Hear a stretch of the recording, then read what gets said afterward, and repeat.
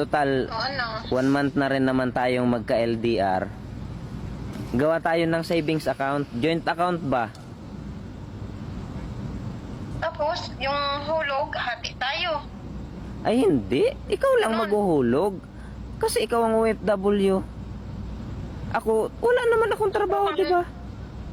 Saan ako kukuha ng Siyempre, panghulog? Hindi ka na talaga tutulong. Yung Hindi tinatawag na nga. joint account, Di ba- kailangan hati tayo. Di ba malaki nga yung sahod mo dyan? Sumasahod ka naman ng 25,000. O, ay maano man lang bang mag-open ka ng savings account na halagang 10,000 opening. O, tapos hulugan mo monthly ng 20,000. O, di ba parang tig 10,000 na rin tayo.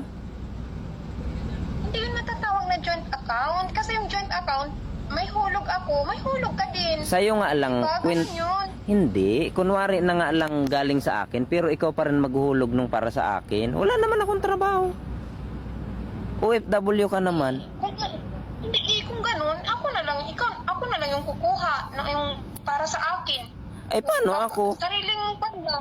Paano ako? LDR naman tayo. Magkarelasyon tayo. Dapat parehas tayo makikinabang sa pinaghirapan mo.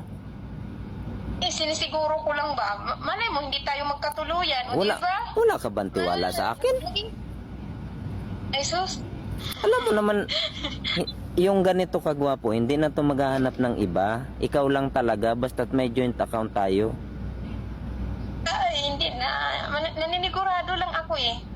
Grabe ka naman. Ako na lang yung mag-open.